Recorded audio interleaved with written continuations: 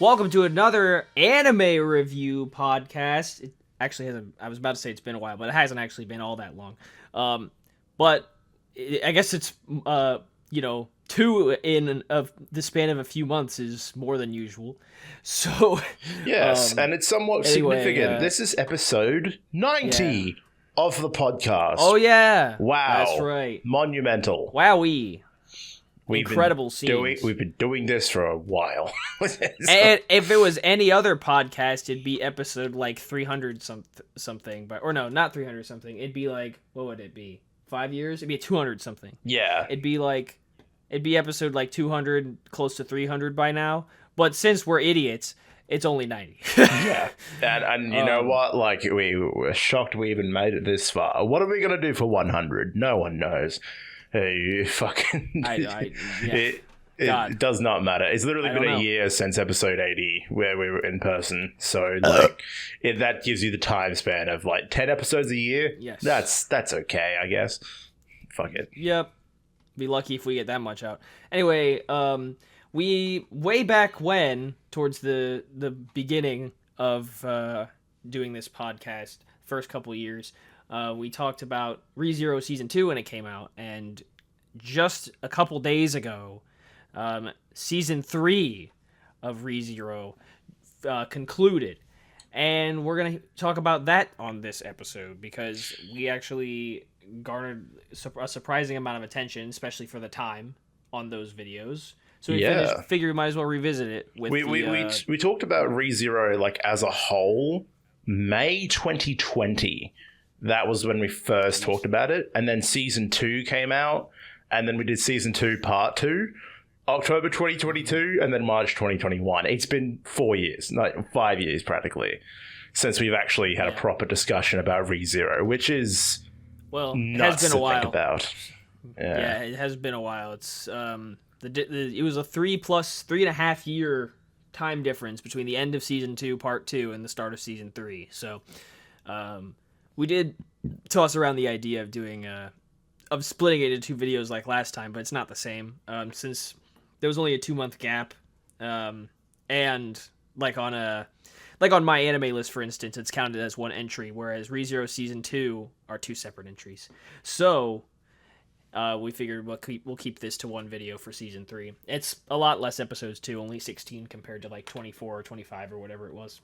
Yeah, we thought it would be best, but we do want to talk about it because we, if not even for the amount of attention FireStorm garnered from the previous ReZero episodes, we just care about ReZero. We do care about it. It is a very good show, and I'm sure Season 3 has garnered a lot of mixed opinions because, funnily enough, compared to Seasons 1 and 2, I haven't seen a lot of people talk about Season 3, which is interesting.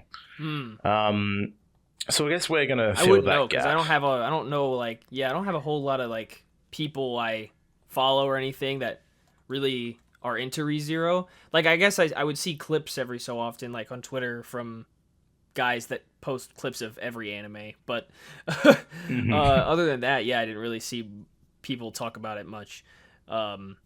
There are occasion, on the occasional really well animated episode, you'd see a little bit of hype going around for it. But they're all well animated. But a particularly good looking fight scene. If there was a particularly good looking fight scene, so there'd be a few tweets about it, and and everybody would be like, "Whoa!" and that'd be the end of it. But yeah, I mean, honestly, I'm to be honest, in comparison to Season 2 of ReZero, I actually don't have a lot I feel like we need to say about this one. Because it really just, at least for me, because, I was really hoping to get a little more, because ReZero's a little over the place plot-wise. Season 2 felt like a very big diversion from what Season 1 was doing. Not in a bad way, necessarily, of course, because we repraised the hell out of Season 2. But it just was it felt like it left a lot on the table that Season 2 just completely went in a different direction.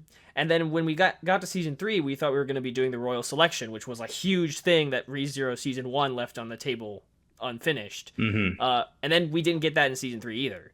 So, because again, it was sort of they sort of diverted their attention. There was this whole crisis that happened before they could even start talking about the royal selection, really. So, it was eventful, certainly, because I think we learned a lot about the archbishops and what is it, the cult of whoever the fuck.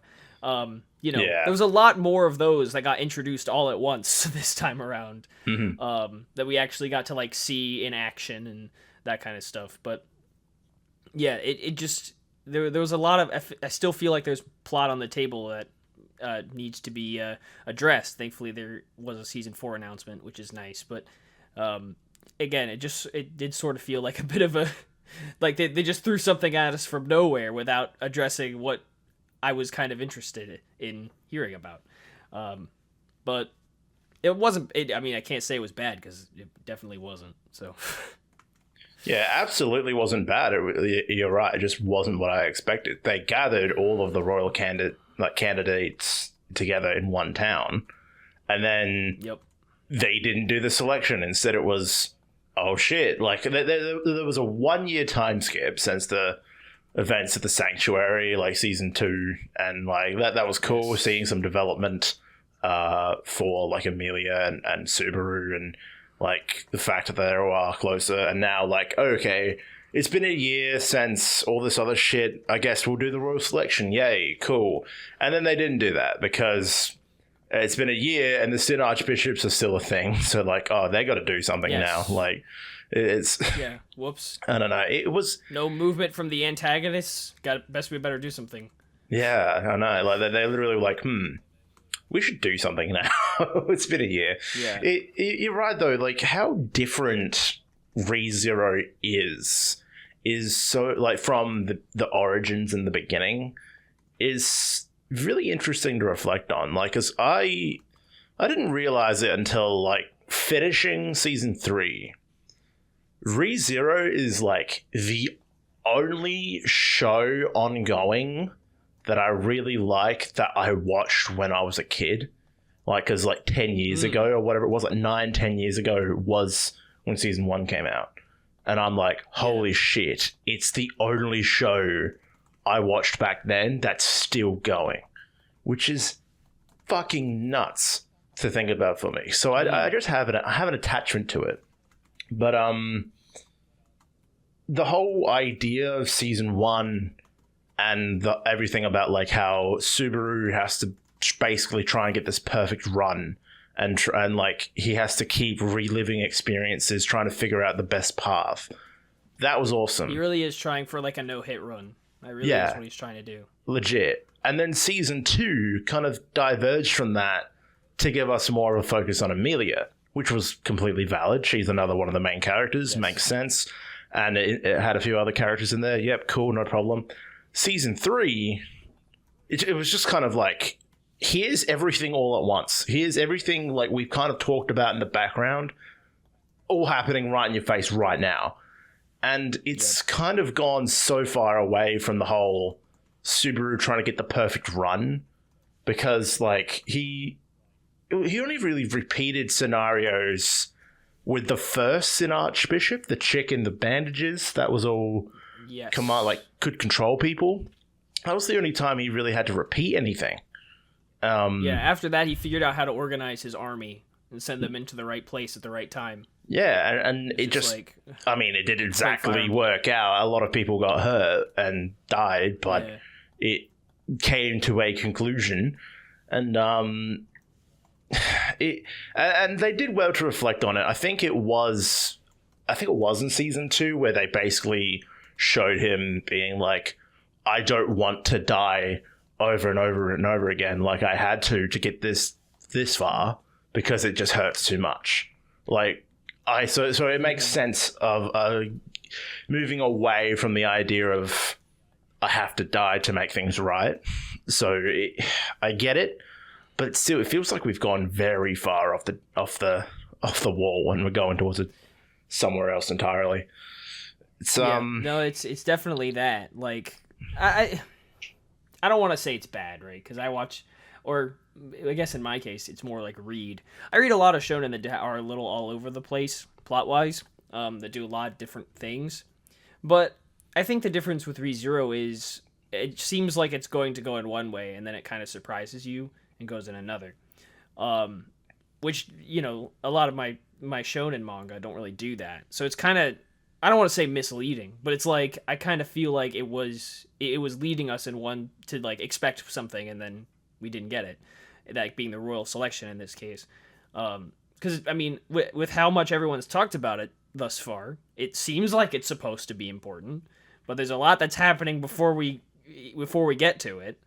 Yeah. So I guess we'll figure out how important it is. But they had a year time skip. Like, fucking, if it didn't happen in that year time skip, that's what stunned me. The very first episode, like, it's been a year since the Sanctuary, and I'm like, what? For real? Okay. Like, and again, like, not at all. It's bad. I ranked it a 9, just for FYI. I ranked it a 9 because.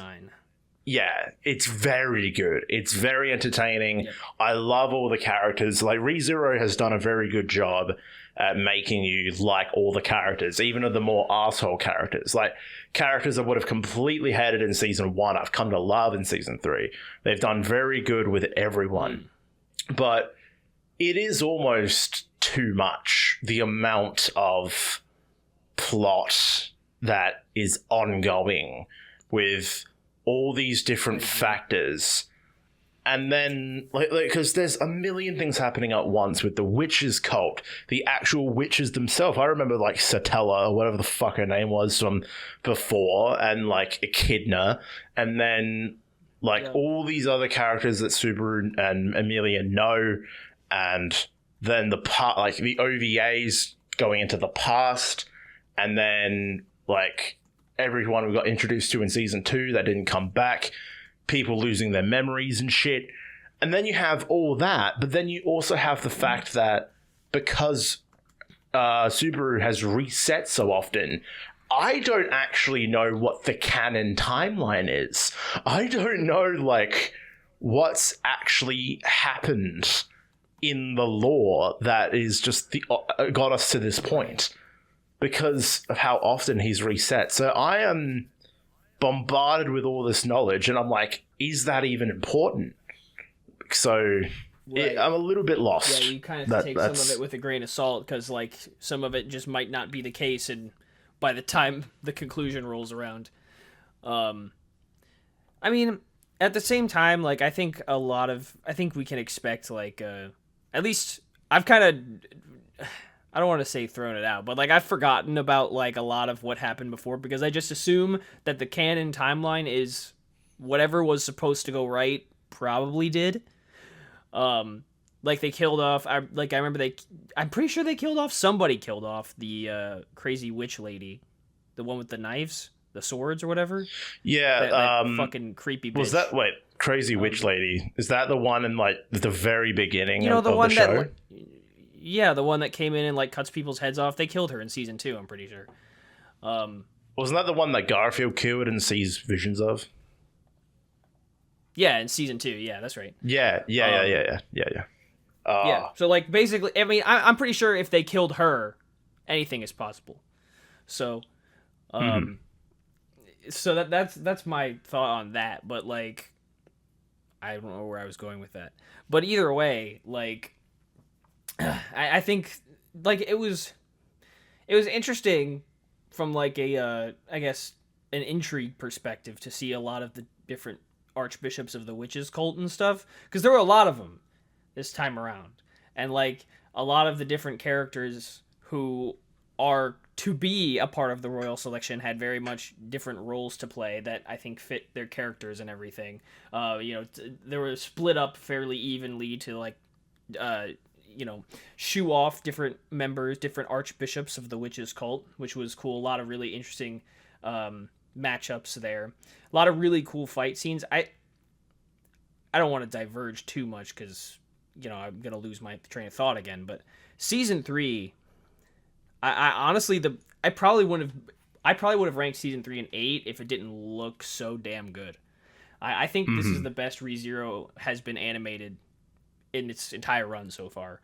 The fight scenes are just so good. Like they're not, I don't want to say they're the best fight scenes I've ever seen, but ReZero has such an interesting way. Like, a lot of times in my shonen anime that I love so much, you can really tell they've gone all out with an animation because it almost just looks like a different anime when they go into these crazy fight scenes. Like, it looks like almost completely different. Like, they've changed the style, or like, there's just so much going on, or like the characters are so strong or whatever that they're like bending reality. Who knows what the case is? But you can tell when they've changed something about the animation. But what impressed me so much about ReZero is that a lot of the fight scenes that happened in season 3, it doesn't feel like they've changed anything, right? It transitions so fluidly from the mundane scenes where they're just like walking around or whatever into the really impressive looking fight scenes.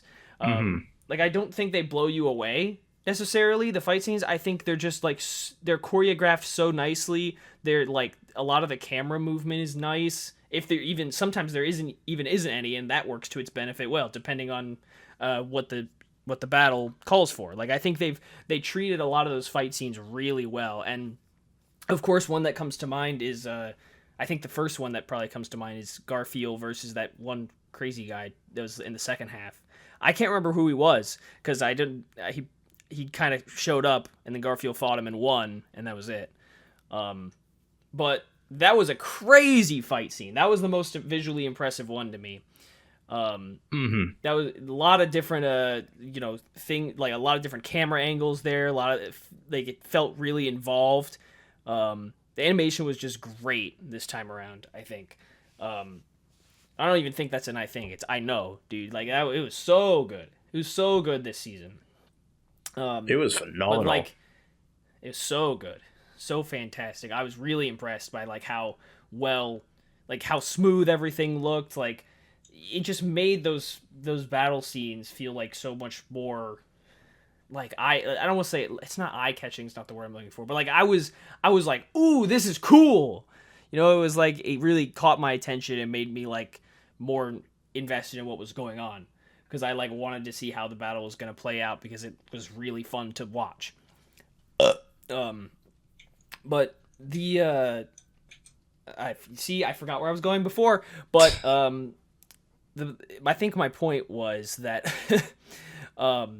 there's definitely, I think, arguably too much happening in the world, and it's hard to keep track of everything, because like we did see Gluttony in action this time around. He did a lot of weird fuck shit. But by the time like that conclusion rolled around, I'm about to fucking spoil everything. You've been warned. By the time the conclusion rolled around, and you see like Julius has been gluttonied, like same way as Rem was. You're like, oh my god, I forgot that was even a thing. Holy shit. Now because that's the most intriguing thing about the royal selection, right? Because I do believe Julius was a candidate, and now he doesn't exist anymore. I think he was the knight of like Anastasia or something like that. He wasn't a candidate himself. He was a knight. Oh, was he not? Okay. Yeah. Okay, great. Then either way, that probably significantly reduces the power held by that Anastasia lady. I believe she's the one with the Kyoto accent, if I'm not mistaken.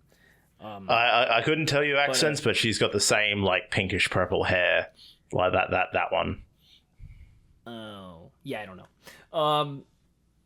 I'm gonna look him up. Yeah, I only remember like the selection candidates, and like that's the only reason I remember her, because it was. But yeah, no, I only remember that was a thing that could happen because of like, well, you always see like figures and promotion of ReZero, and they always use Amelia, Ram, and Rem, because it's just been that for the past 10 fucking years, because they are the most popular characters. And it's just like seeing the season 4 teaser image as well, and how Rem and Ram and like Rem in the wheelchair is like dead middle. It makes me feel like, okay, season 4, they're finally going to try and like delve into shit to bring Rem back. Like, that would be cool. Like, however they go about doing that, that'd be sweet. Because she was a major player in season 1, and a lot of people miss her. I miss her.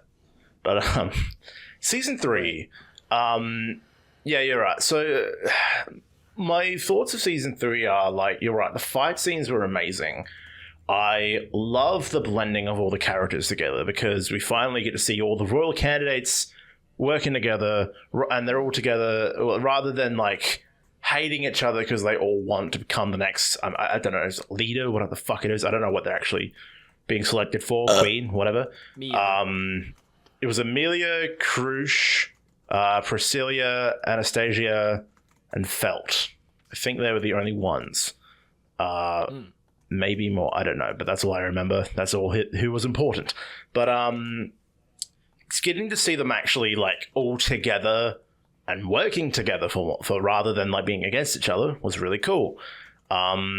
Seeing all the characters blend and like have distinct personalities, which is really impressive to see. And everyone's got their own drives, their own motives, and like, whereas it does come back to, yeah, we need to protect the city because whatever the Sin Archbishops want, it's just going to fuck everyone if they get it. So yes, we have to protect the city. But we got to see a different side of everyone. Because also, one thing I forgot, but was reminded of when you mentioned how Julius got gluttonied. Krush also got gluttonied, didn't she? I think she also got gluttonied, like, no fucking idea. In a way, because again, there are so many powers. That's right, she did, because there are so many different powers and aspects and plot points going on that you forget what's going on. Rem got gluttonied, so everyone forgot her. Krush got gluttonied, so she forgot her own memories. Yes. Then Julius got gluttonied, and everyone forgot Julius, but he's somehow still awake and not in a coma. I forgot how Rem got in a coma. Whatever. See, there are so many different variations of what could happen, you just forget that they happened. Like, I wanted to say something along the lines of, like, I wish I could write a story as good as ReZero, and I still wish I could because it is phenomenal. But there is too much going on to keep up with. Like, that is just 100%. Like, even without the repeats that Subaru has to go through, there is still so much shit happening. And I'm like, how the fuck are we meant to remember all this unless you're a diehard fan? Like, I don't know how you're meant to keep up with it. But yeah, no, ReZero, it looked amazing, and I know White Fox was still in charge, like still the studio behind it, but it did look different compared to the previous seasons, but it still looked really good. And music was awesome. Again, loved the opening and ending. Love Myth and Royd and the other singer who performed. Konami Suzuki. Yes, Suzuki. Yes, I love them. Very iconic. And everything about it, the suspense, the build-up, the enemies, like finally seeing the Sin Archbishops was awesome. Getting to understand their personalities and like how fucking batshit insane they are. Awesome to see. And I think there was a good blend of each of the characters, and I like it when there's actually consequences to what happens, because it feels like season 2 we weren't left with a whole heap of consequences. We had the big happy ending of Amelia and Subaru finally like kissing, and Subaru being able to properly confess all of his feelings.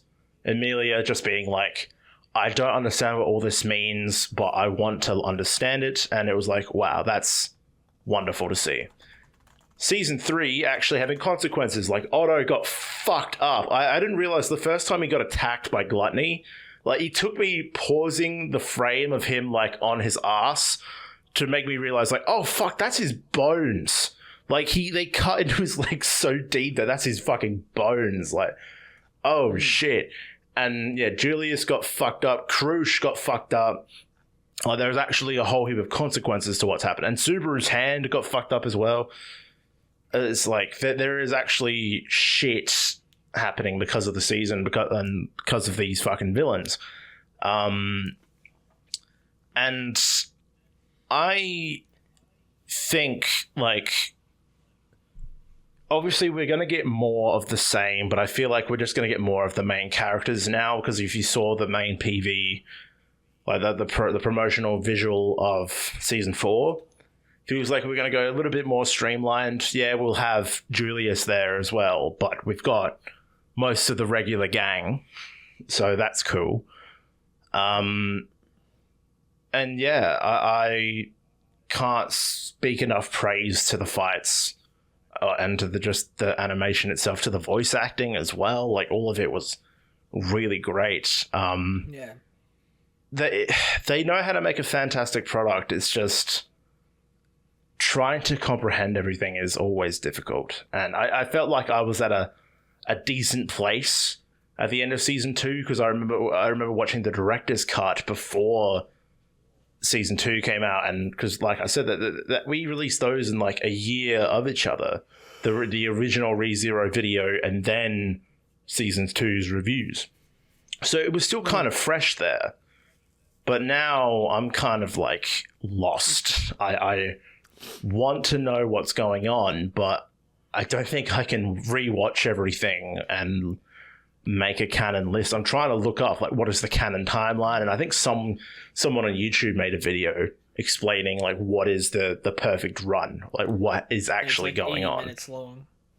I think it goes for like an hour. Yeah, it's like an hour-long video. Of course. Yeah. It is. Yeah, I think I have. How many do I have? I have over 20 of the light novels of ReZero. I've only read a handful of them, but I think I'm gonna have to like come back to it in like 5 years when I'm reading like maybe 2 other manga, and it's like one of the very few things I think about so that I can keep track of everything. I think that's gonna have to be the strat. Otherwise, everything's gonna be lost on me again, because I was confused in Season 2. I'm like. This sounds stupid of me, but I was like, what the fuck? What's the deal with the rabbits? Yeah. And I'm like, what the fuck are these true. rabbits?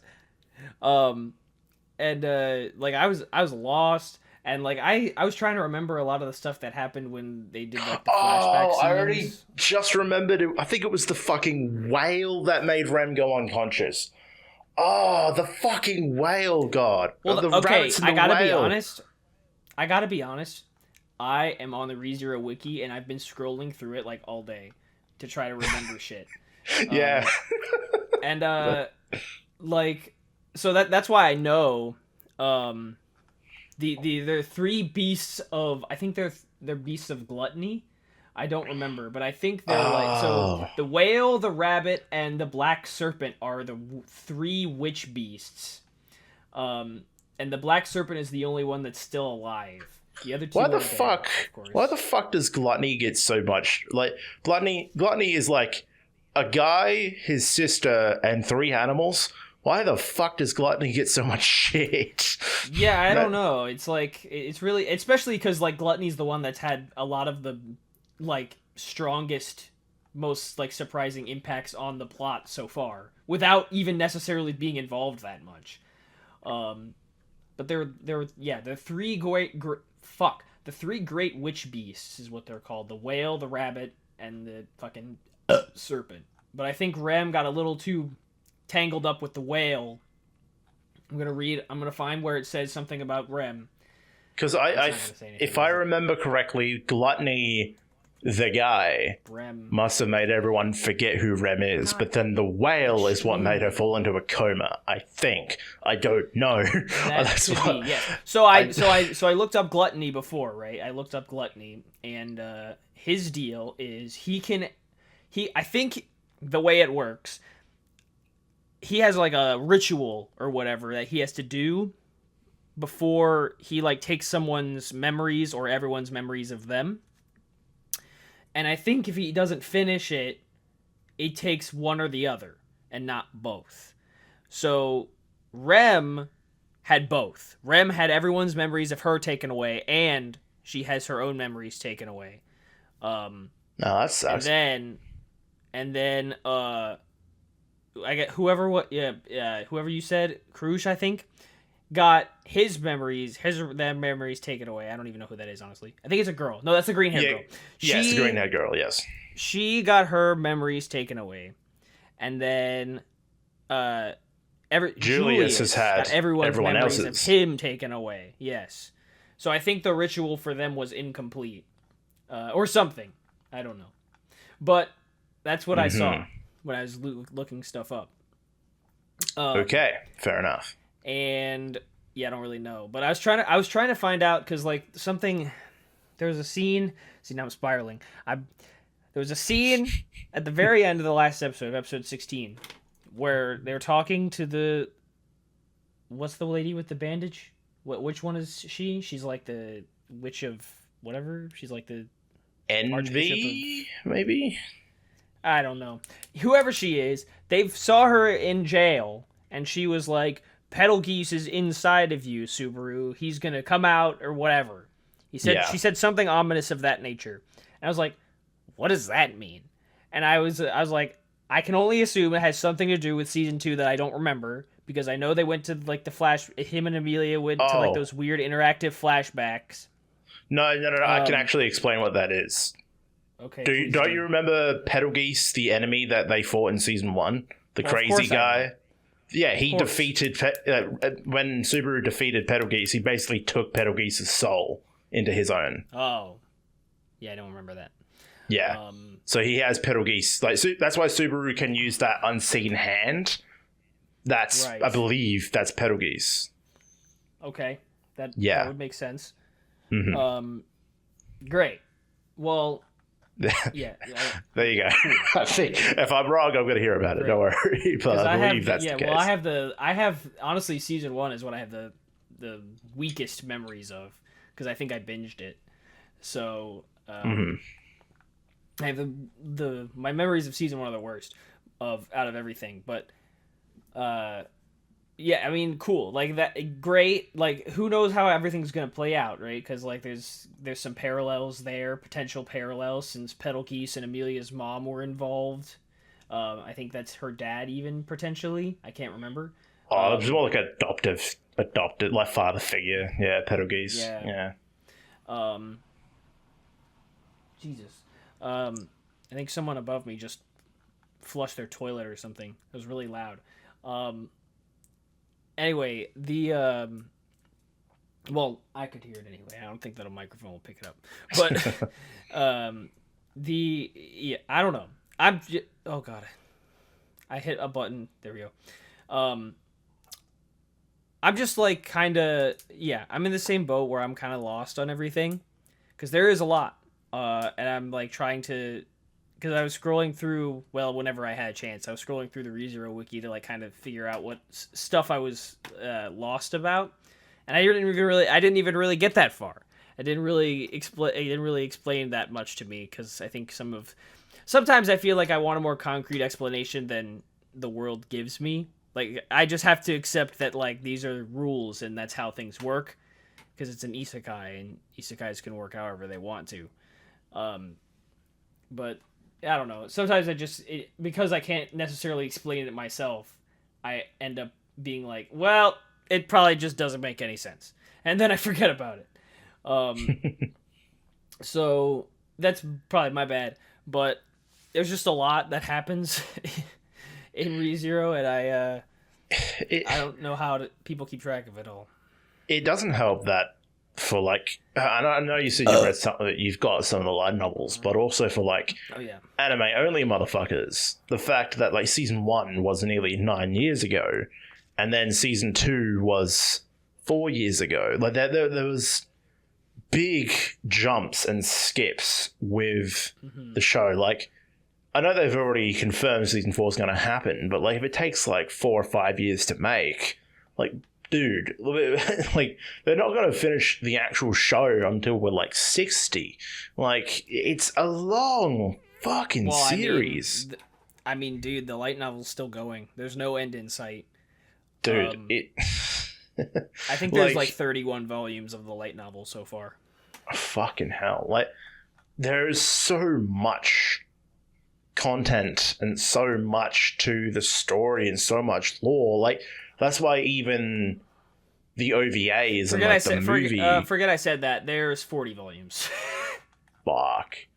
Christ. My God. Also, by the way, where we are is, I believe. Isn't it only like. I think I remember seeing like Arc 6 or something. Like. Yeah, I believe this is only. I think season 3 covered up through volume 20. So we're halfway there.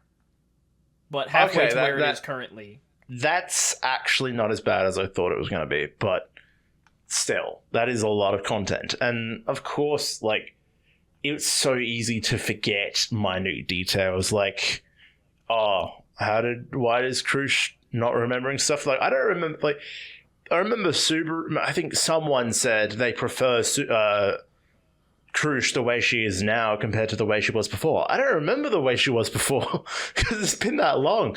But like, she's like kind of cute and like a lot more like open to the world and stuff like that now.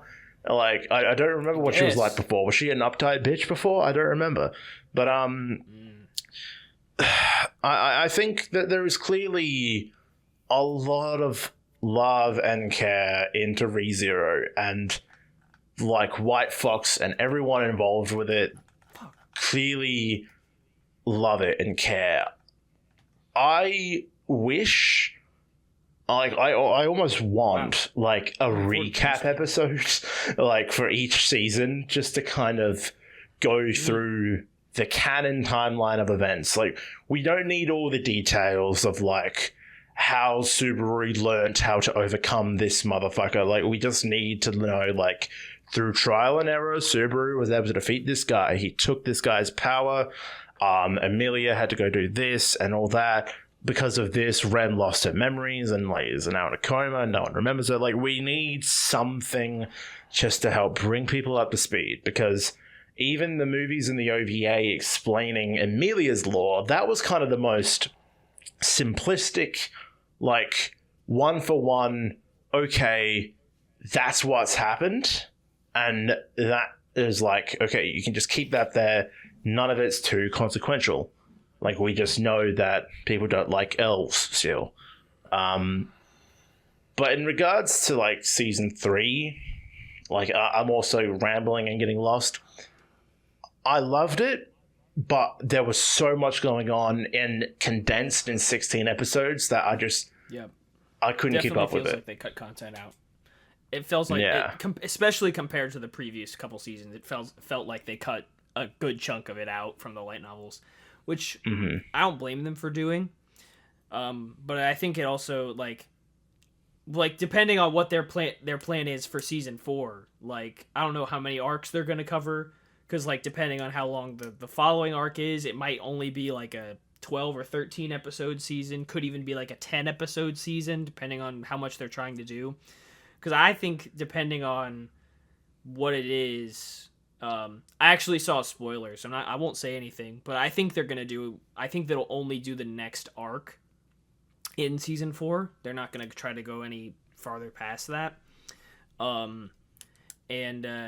So I think it'll be a shorter season, and so it'll probably come sooner rather than later. If I had to guess, I could be wrong about that. But it seems like obviously, as you would hope, it seems like this is a pretty direct follow-up to this past arc, which I believe is the 5th one. So the season 4 will have the 6th arc.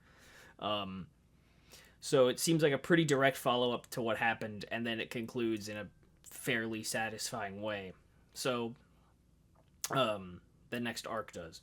But yeah, it's definitely it's too much for your average anime watcher to keep track of, especially given the time differential between seasons. And our attention spans being short as hell isn't helping anybody either. But it's I did really enjoy it. Like, every episode I think was very, very good, and there was a lot of things like, I think some of the characters, like, I do like pretty much all the characters. I don't have any particular attachment to them personally, but like, they are good and well-rounded, and like I like that each of them has a very distinct role to play. There's not really a lot of negative overlap, so like they very much handle their own side of like aspect of this arc in particular, this arc from season 3, and like each of the roles they did fulfill in the fights were like pertinent to them and their characters and whatever. Like you don't even have to look past the sword guy fighting his undead wife. Like it was all very pertinent to their characters, right? So it was really well rounded in that way, but it did feel a little I don't want to. Maybe contrived is the right word, but it just felt like a little too convenient in that sense. But that's not a bad thing, because there's like it is trying to tell a story, and then the way you tell the most compelling story is by matching them up with characters that like are pertinent to their growth, is with enemies, with opponents that are pertinent to their characters and their character development. So there's nothing bad about that. Like that's not something I'm going to criticize. It's just something that's because I that kind of thing happens in shonen all the time, where you like the gang gets split up and they're like in one-on-one fights or whatever, and just so happens that their opponent has an ability that they've been struggling, that the main characters have been struggling to deal with, and that's how they learn to overcome it by fighting or whatever. It's shit that happens all the time. But the characters in ReZero they're just pretty like they're fun to watch in a unique way that I don't really think like a lot of other shows quite have the same. They just don't have quite the same like I don't know, they quite the same feel to them. Like some of them have a lot of history that we know about, like Garfield and Amelia. Some of them don't. Like we don't know a lot, like as much about what's the blonde girl's name? The blonde the one. I'm gonna lose it. What the fuck Felt? is her name? No, I got Beatrice. Priscilla is who I'm thinking of. Priscilla. Priscilla. Yeah. Yeah, like some of them don't have as much history that we know about, but we have enough to where we can be like, oh, I want, I'm rooting for them. I don't want them to necessarily to come out injured or anything like that. I want them to overcome their difficulties, and even characters like Liliana, who I probably won't play a huge role going forward, were kind of nice. Specifically, I'm thinking of Liliana. Like she was introduced in this season as kind of this little silly character who sings really good, and she actually did have a role to play come the final like resolution of the fights and stuff, by like helping people snap out of the trance caused by the Witch of Envy or the Archbishop of Envy, or whoever the bandage girl was. So like she had a little well-rounded arc. We saw her backstory a little bit. I think it just worked pretty well. Nothing mind-boggling or anything, but a lot of the ReZero characters are just fun, and they're not like super, like a lot of them aren't necessarily super well developed, but they're like there enough that we are like familiar with them. There's an element of familiarity from like season 1 for like about half of them. For them to come back and we're like, oh yeah, okay, I know you, do the fight or whatever. And that's good enough. Like, especially when it comes to characters like Garfield or even Otto and Amelia, you're just behind them so much, especially after season 2. So I can't fault it for that. They do such Garfield a good job especially. especially like they do such a good job at establishing like season-only characters, like characters you mostly see for one season, and making them massively important. And then like they have their own little arc that completes there, and you're kind of like, all right, sweet, we might see them again, we might not. And like they're very good at doing that. And you're right that Liliana was definitely the main character here that got that attention for this season. Yeah. And it was really fun. And you're right, like I'm just constantly surprised by how well written and appealing like all the characters are, because they are all so distinct. Like when little fucking Catboy was getting pissed at, like, because he always annoyed me before, but him going through so much effort to try and heal as many people as possible, and him getting pissed at wanting some of the Sin Archbishops to fucking die because of what they did to Krush. Like, I was actually, like, invested in this motherfucker. Like, yeah, dude, like, I understand why he's acting like this. I get it. And then, like, Owl, or whatever the fuck his name is, the night guy with the helmet, like, just being so nonchalant about all of his fights. Like, it was really fun and, like, really cool. And then Garfield, like, running off and fucking, like, him trying to protect the kid that gets, like, nearly sliced in half and everything. Like, everything actually, like, even though they surely did have to cut a lot for a 16 episode series trying to cover heaps, I felt like what they did include was all amazing. Like, I just wish I could remember all of it. That's the only thing. And the one thing that always gets me that I thought wouldn't have been the case when I started watching, like, I'm surprised that all the characters are at least, like, very strong in some regards. Like, when I learnt about, like, the royal selection, I didn't realize that all of the candidates would actually be really strong in their own rights. Like, I think Anastasia is the only one we haven't seen do something, like, dramatic and maybe felt. Like, Priscilla, Krush, and Amelia are all fucking strong. Like, it's nuts. And it baffles me how, like, there's just so many well-written characters. That's the one part of ReZero where I would like to emulate, is all the characters are well-written and serve a purpose. Yes.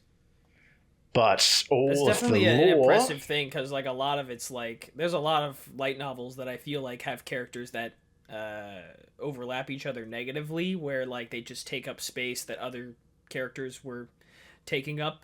And so then when that space becomes too crowded, all of those characters just feel a lot more pointless.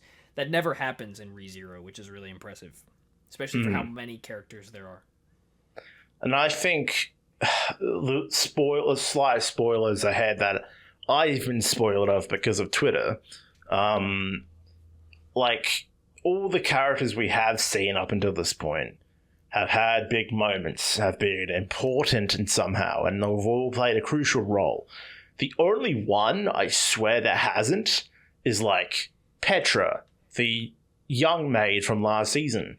But because I got spoiled on an X, she does play a vital role in the future. It's probably long into the future for the anime, but she will actually have a very vital role in the future. And, like, good. I'm glad all these characters that people are being introduced to and like are actually going to serve an important role. Like, it's impressive. Like, I don't know. We're getting older and we're, like, losing our memories, just not even because of, like, attention spans. It's just because we're also getting older. So, like, this shit's going to be hard to remember. It's whenever the next season comes out, I need a recap episode. I need something just to get me up to speed, because I'm not going to have something. You have that hour-long video from that guy on YouTube. Well, he's I got to wait for the update when he includes season 3, because he's only done up to season 2. So I might wait for the season 3 update, because I think that's, like, the most popular video he's made, which isn't surprising. Yeah, because everybody needs that shit. Yeah, 100%. But, no. Impressive season, and look, I'll be honest, if I only got into anime now, and I looked back at how many episodes there are, I don't know if I would be one to try and get into it now, and even if I did, I think I would get lost. But it's definitely because I have that emotional attachment to ReZero, and it being one of the few shows that I remember from when I was younger ongoing. I just, like, I want to stay invested. I want to stay a part of it. Like, even, like, I'm getting to the point where I'm almost like, how much anime do I want to watch? Like, how much anime do I actually give a fuck about? Like, I've got a list. I'm not always in the mood to watch anime, and that might not be a consistent thing. And I remember even you saying, like, you're going to get to a point where you have watched all the shows you want to watch, and that might just be it. But I think ReZero is going to be one of those shows. Like, season 5 comes out 10 years down the line, I'll be like, oh yeah, I'll watch that. Yeah, there'll always be those shows for me too. But yeah, ReZero is one I'll stay invested in as well, for sure. Mm-hmm. One of the better ones. Yeah, I found it. Kazu Trash, Subaru and the True Timeline of ReZero. That he did a one for season 1 and 2, like a remastered update 6 months ago, and brother. Season 3's done. Here we go. Yeah, get to work, pussy. I get to work, buddy. I'm gonna watch it when that happens. But yeah, the only one other thing.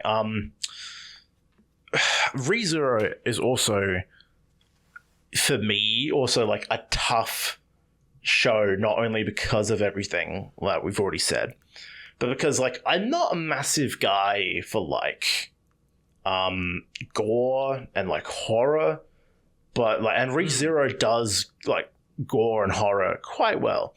Like, everything it does is very good, and it plays into those different elements of drama, of fantasy, of, like, horror, and like it mixes the elements and blends them very well, which is very impressive. So the moments where it does get, like, terrifying and suspenseful and dramatic, like, I'm thinking about, like, how Sirius, the bandaged chick, the witch of fucking bitchiness, like, had everyone under her spell and, like, killed a kid, and then everyone else died at the same time because of her powers. I was just that freaked me out. Oh, and she's Wrath. Wrath. All right, there you go. Thanks, ReZero. It's Wiki. like you're the real one. Thanks, ReZero Wiki. Keep you in my heart forever. It's like I have become, like, because I have known this show for so long, and because I am attached to these characters, I get to a point where, like, I'm sick of seeing these characters get tortured, but I know there's, like, we're only halfway through the whole story. Subaru is going to get tortured a lot more in the future. It's going to happen. And B, yeah, and not halfway either. 40's not the final volume. I know. So we're not halfway.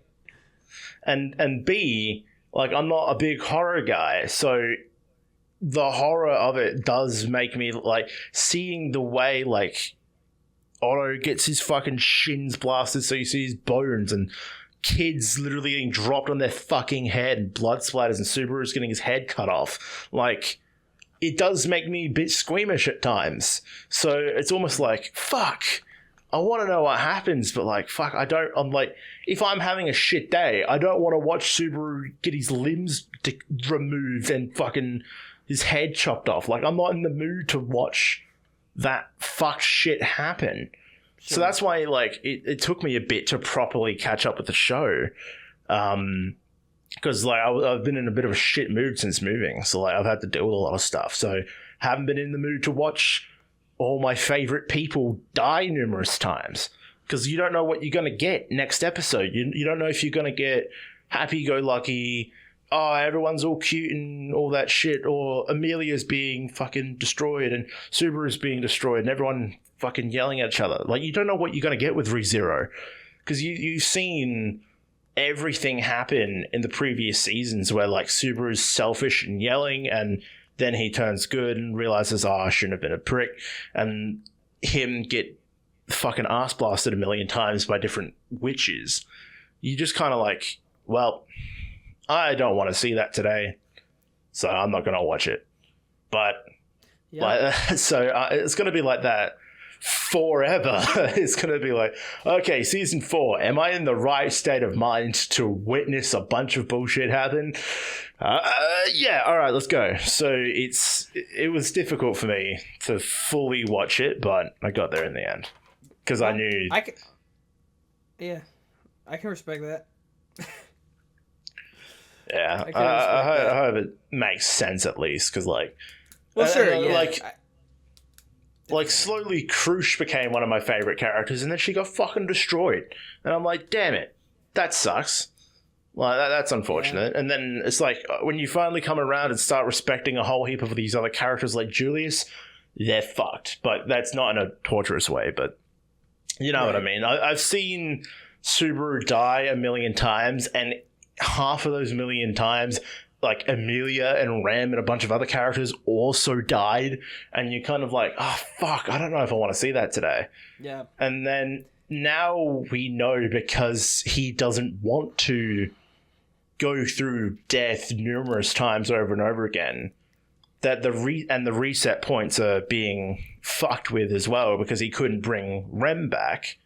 It's like, well, consequences could happen. We've been lucky to not see anyone major die thus far, but it's probably going to happen. It's a big roster, so I wouldn't be surprised if some people start kicking the bucket as well. Yep. Yeah, there's definitely a lot less of the whole dying thing this time around. I think he only reincarnated, like, or not reincarnated. He only reset like maybe 3 times, 3 or 4 maybe. I think they were all because of the Witch of Wrath, like that bitch. I think so. Mm-hmm. Yeah, Subaru, he's kind of an interesting main character. I think we would be not so good reviewers if we failed to mention the role that he played in at the end of the first half of season 3, because that was a pretty critical moment where he inspired everyone over the intercoms or whatever. Very much speaks to his experience as a character that he's had over those first 58 episodes and all the crazy shit he's seen, and it speaks to his perseverance. Because if there's one thing about Subaru you can't fault, it's his perseverance. Man keeps getting back up, no matter what, and that's what we like to see. So he just was able to bring everyone back on the same page when everything was at its lowest point. Just a really solid moment for Subaru, I think, is one of his better ones throughout the entire show. Just really speaks to him as a character. I don't, because I watched. I think I even watched ReZero upon it was. I think it was on my list before, but I actually got off my ass and watched ReZero on your recommendation, I believe, way back in the day, and it was. I don't have the attachment to these characters that you do, because I go in knowing that they're probably going to die once or twice, and they're going to get the shit kicked out of them. That's part of the experience. But I think they're really, and Subaru in particular, there were a lot of moments in the first couple seasons where I found him to be downright annoying or repulsive. I'm like, dude, just shut up. He's very peculiar main character. A lot of people agree. A lot of people agree. And I think that is completely intentional, right? Because he feels like one of the more human protagonists in all of anime, because my God, the shit he's gone through is insane. We could not begin to fathom the horrors he's experienced. Having experienced all of it firsthand. So I'd probably be an insane person too if I died a gazillion times and saw my friends get fucking obliterated by various different evil villains or magic beasts or whatever, you know? So I think it really, it's very much intentional that he is flawed. And he's interesting in that way. But, and also in that sense, he's such an interesting, presence, because he is the main character, but in terms of actual capability, he doesn't feel like he really isn't all that, right? And that's kind of the whole point. So it kind of is interesting, the role he plays, where he is sort of the, I don't know if I want to say the brain, because he's not necessarily the sharpest, but he is sort of the de facto brain that kind of brings everybody together. He's the words of inspiration, and the one who develops strategies and stuff like that. He was able to help Amelia defeat the greed guy, the greed archbishop, by identifying his weakness and stuff.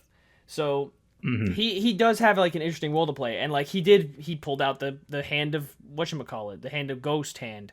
So he is slowly gaining ability and stuff.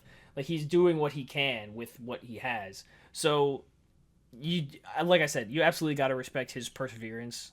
Bro is like he just he's just he's a lot stronger at heart than a lot of us I think would be. A lot of more normal humans. Like if any of us had gone through that, who knows where we would be. So he's really interesting in that sense. But a lot of the other characters, like, I don't know, they don't necessarily speak to me personally, but they are really solid, well written characters. They're consistent. So I really appreciate that about them. They're like consistently well written, and they have their own roles to play. They're distinct, personality-wise, and also in their roles to play. So I 100% respect that about ReZero. It's very, it's unusual to see that in a light novel because, like I mentioned, a lot of light novels that whether I have read them or have seen the anime versions of them, have a lot of characters that feel like they just take up space.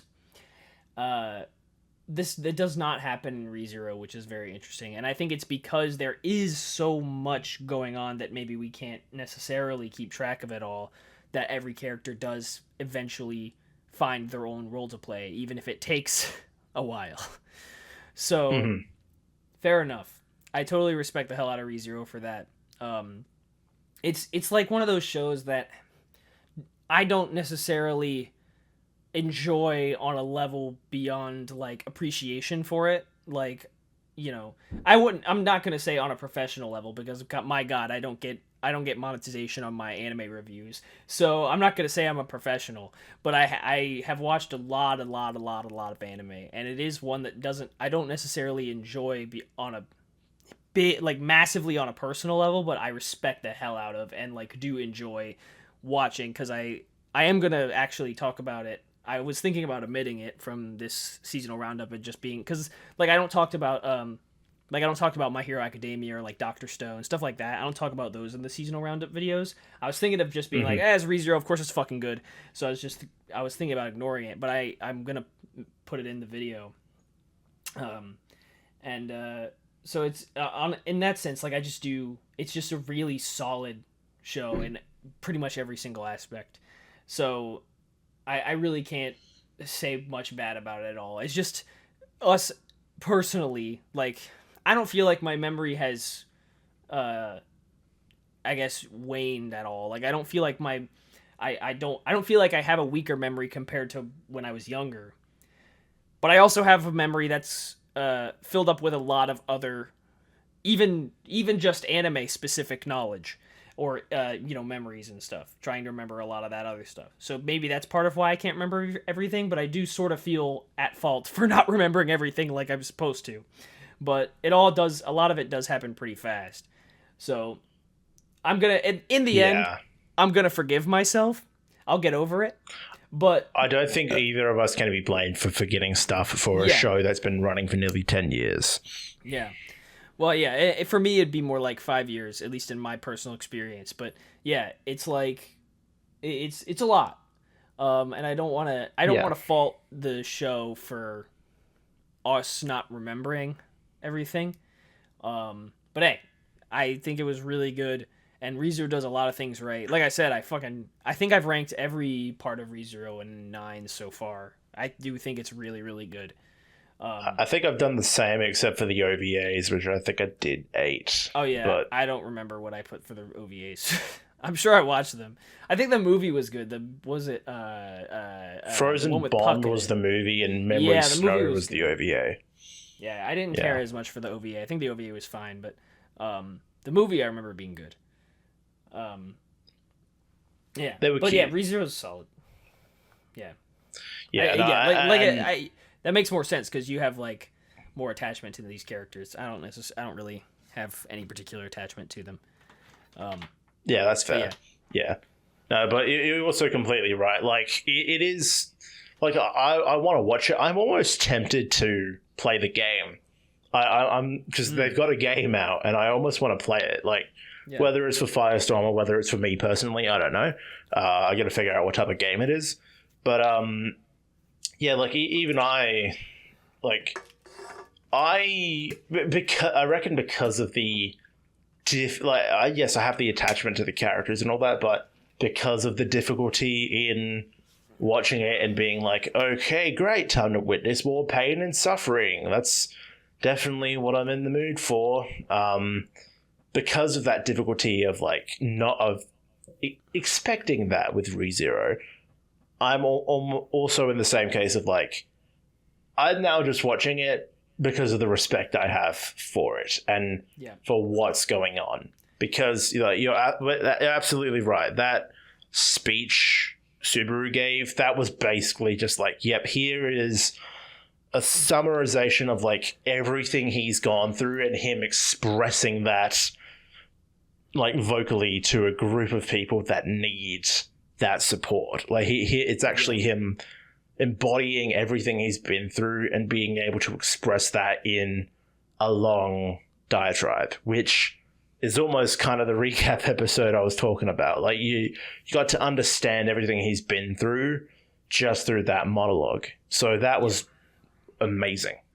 And that's probably, again, one of the reasons why this season, like, although it's not like, I feel like each season has had something major about it to help it stand on its own feet and be distinct.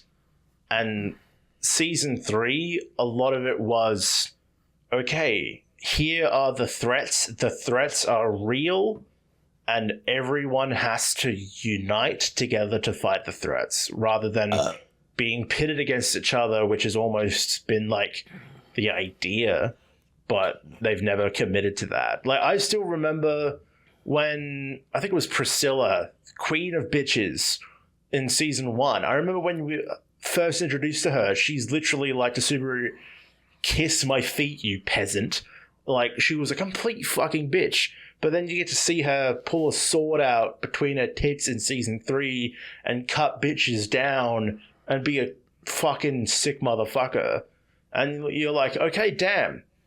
Like, if they can make me like that character, they can make me like fucking anyone. And I like most of the characters here, so I'm going to stick around purely because of the respect I have for the show and the well-written characters. The author, I can't pronounce his name, but he is tremendous. Is it Natsuki something? I forget his name. Taipei Natsu... Taipei Nagatsuki, yeah. Nagatsuki, there you go. Yeah. Very, like, amazing. Good shit. I just need to catch up. If I'm not going to take it more seriously than other shows. Like, as much as I respect ReZero, I've only got like 2 volumes. I don't know if I'm going to commit to reading it. And like, I've got like a bunch of Ruby stuff and Ruby merch and like Spice and Wolf stuff and Spice and Wolf merch, because like, I love those shows. I respect ReZero. I don't think I'm going to go out and get a bunch of like Amelia, Rem, and Ram fucking figures and shit, even though there's a million of them available. I might get 1, I don't know, but like, it's not next level for me. It's just something that I'm happy is still going. I can have that attachment to it, and I can still enjoy it no matter what. So, yeah, that's where I'm kind of at. I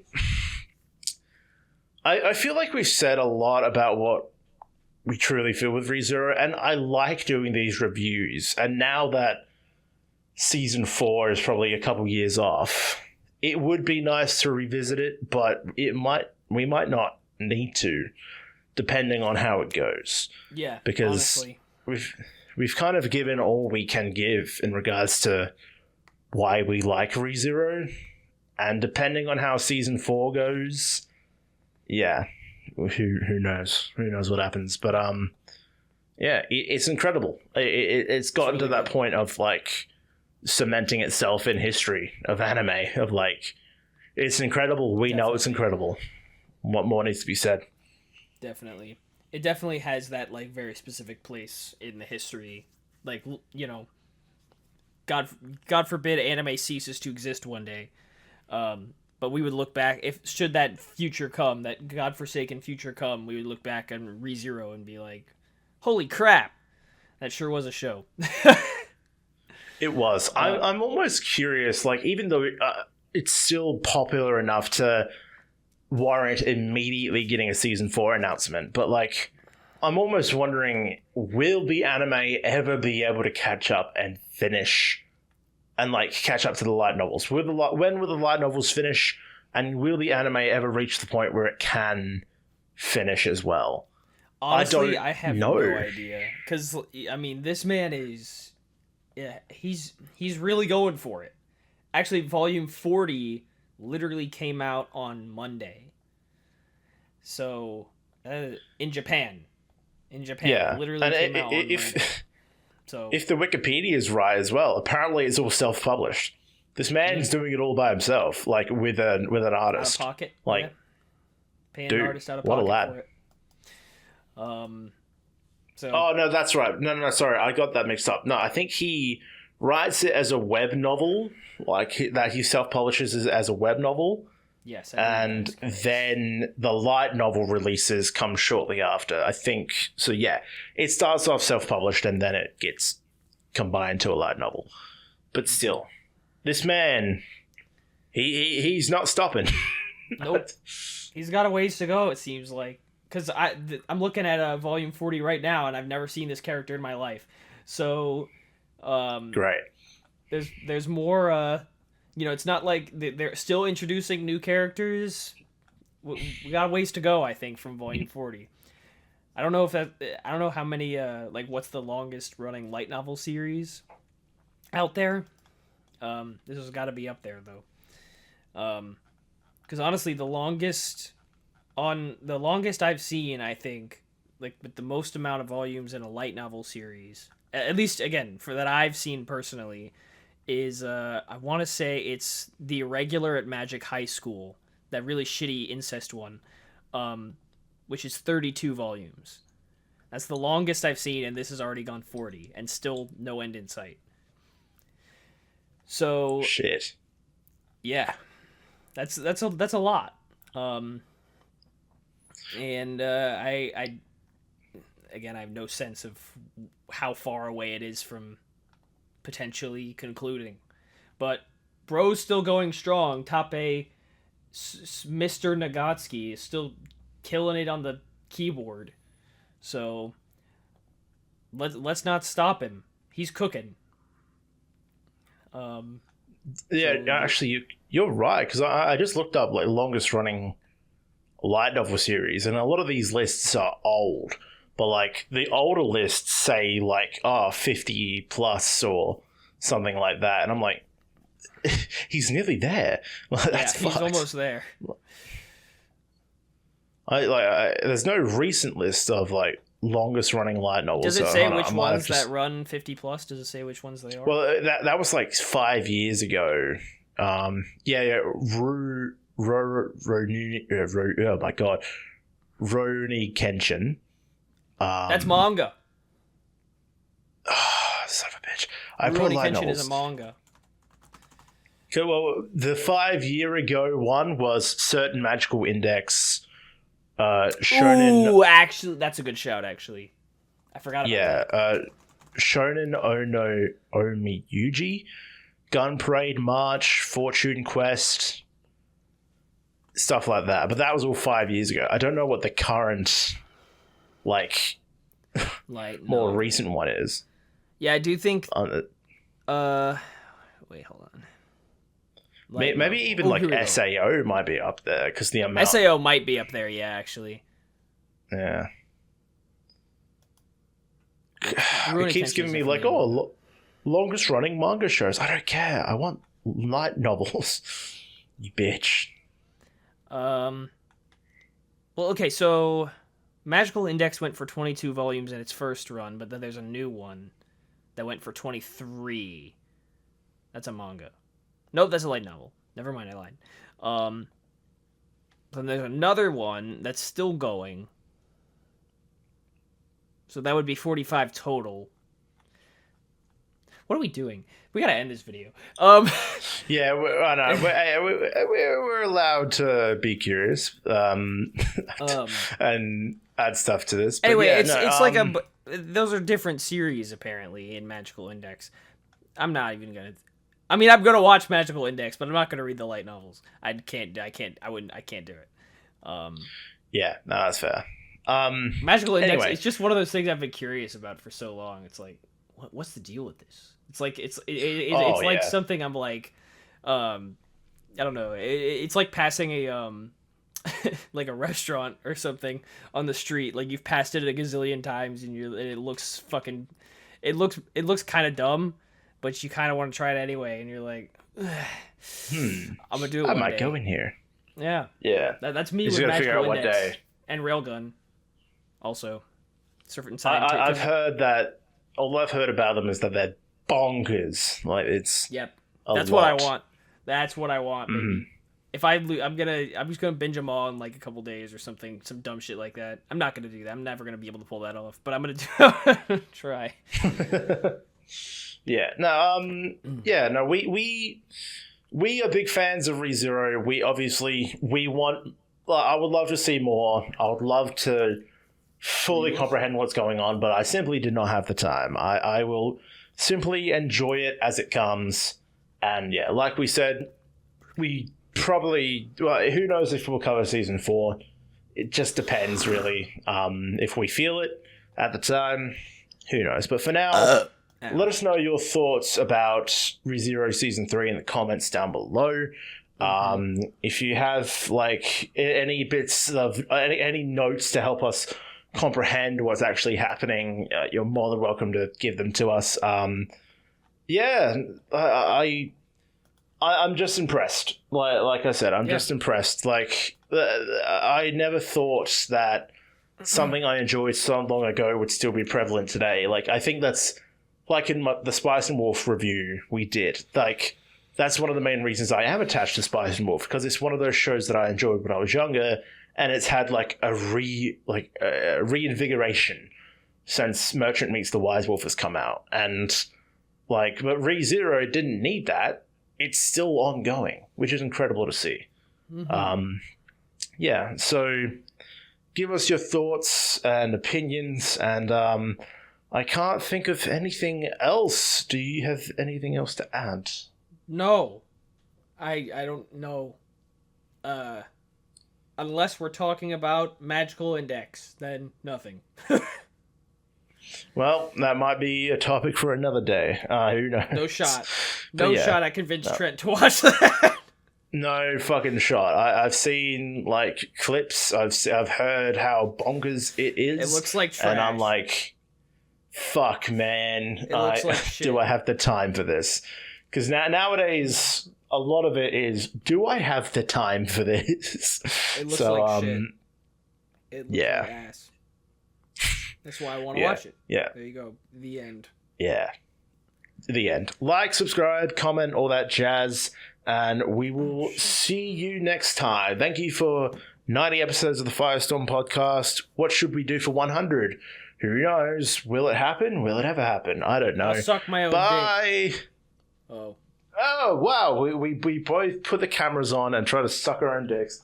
Dude, I gotta tell you. Wait, this is staying in the podcast. I gotta tell you about something I just saw. I gotta tell you. I gotta tell you, dude. It's not over. All right, go. I gotta tell you. This has gotta stay in. I'm gonna send you this tweet I saw. I was laughing my ass off. Oh. Okay. Do you want me to show it? We could. I don't know. I just want this to stay in because I'm gonna explain it to you. But basically, it's a VTuber doing a promo for a sex toy. Oh. And I was blown away, bro. Gooning has evolved to another level. So here's the video I saw.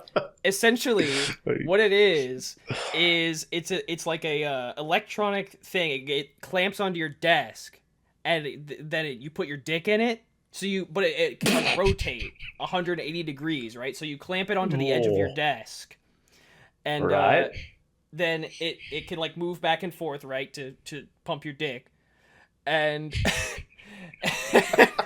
you can AI sync it up to a porn video. What? Yeah. So like if you could play a video of like maybe there's some chick like an OnlyFans video or anything of someone bouncing on a dick, and the machine will AI sync up to that movement. And I was like, whoa!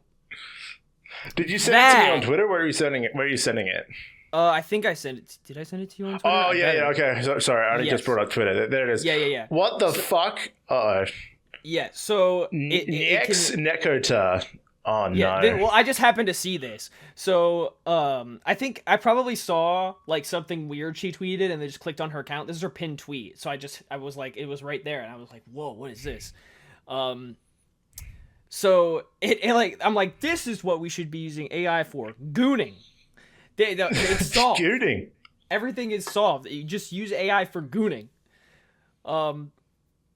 In this specific way, though, you know, where not like AI porn. That's stupid. Why would you do AI porn? There are consenting adults who would do porn. Fuck that noise. But like. Sorry, I'm only just looking at it now. Yeah. So it rotates 180 degrees, so you can get at any angle, and then AI sync it up to some bitch bouncing on a dick, or I guess really anything. Jesus Christ! What the fuck? And I was like, dude, I saw this when I saw this earlier when I pulled up to the bar I was at a while ago, and I was just sitting in my car for like 5 minutes, like blown away. I was like, whoa. This is crazy. Technology. Brother, AI has gone too far. And I think she explains it, but like she also has like toys from the same brand, and you can sync those up as well. So I think she'll like you can sync like I guess remotely. So like she'll move. I think she could move her toys at a specific rate, at a specific speed, and your little clamp-on pocket pussy or whatever would match up to her movement as well.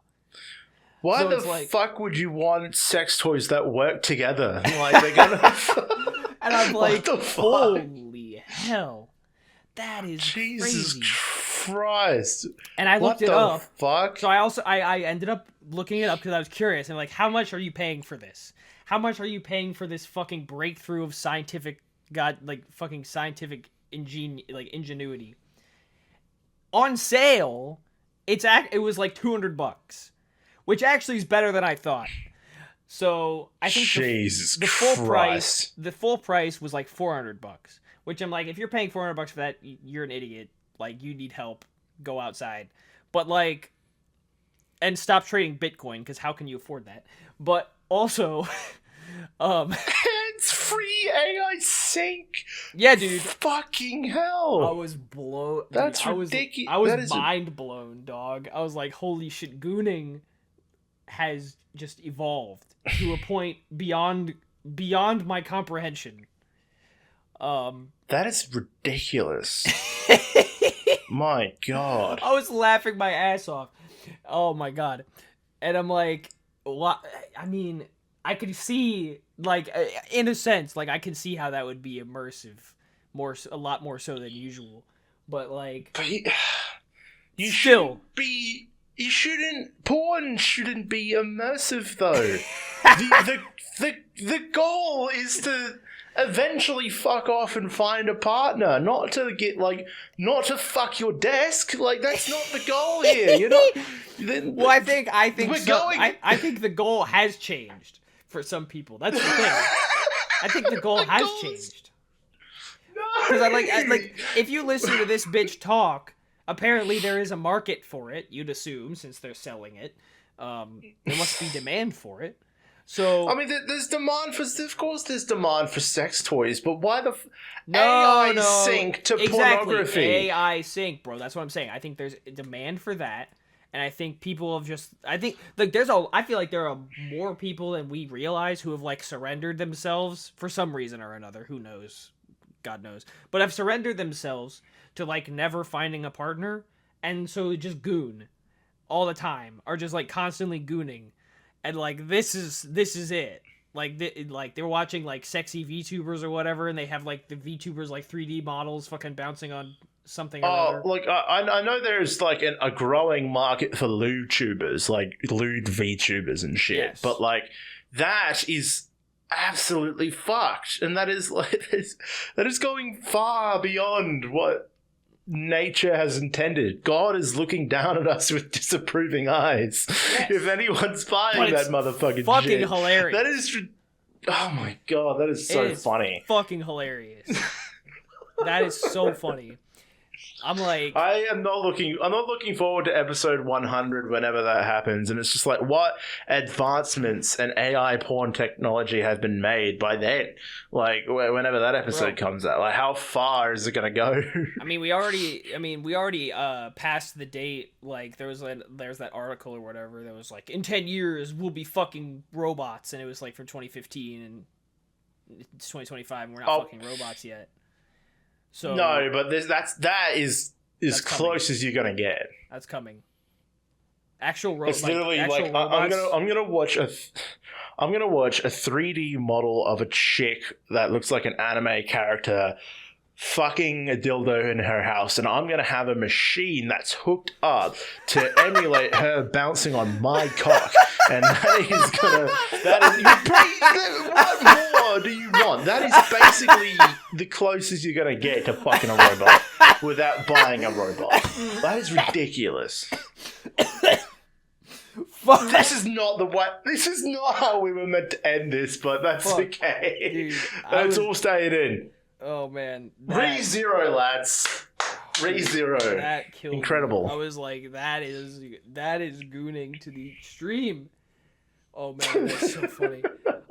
Dude, I was dying in my car earlier. I was dying to tell that to I went to happy hour with my coworkers, and I was dying to tell that to somebody, but yeah, nobody wanted to hear about that.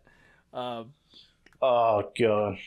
Oh man. Well, so fucking funny. Ladies and gentlemen, now I've talked about it. By the time episode 100 of the podcast comes out, there will be robots. Mark my words. There will be robots. Yeah. Let's mark that prediction down now. Yep. All right. We'll see you next time. Thanks, everybody. We'll see you next time. What do you think about that technology? Leave a comment. And do you, by chance, have $200 burning a hole in your pocket that you might want to spend on buying yourself a moving desk dildo? Moving desk pussy. Yeah. Yeah. Or send us $200 on PayPal, and one of us will buy it. And episode 100 comes around. We might have to suck our own dicks. Let's go! This fucking machine. Oh. I'm gonna put that on my Amazon wish list, and then put my Amazon wish list in my bio like a fucking or do that throne thing, throne the thing where people can buy girls stuff or whatever, where it's like, here's my Amazon wish list, you can buy this for me, and I'll maybe send you a DM about it, and then I won't respond to you ever again. Like the only send you a message saying thanks, son, and that's it. Yeah. With maybe a little emoji. Yeah, if you're lucky. Yeah. Fucking Not hell. that I've ever done that for an OnlyFans girl. Except maybe what? Just kidding. All right. We've gone too far. We've gone too far. Take it back. That's it. All right. Play the fucking outro. Go.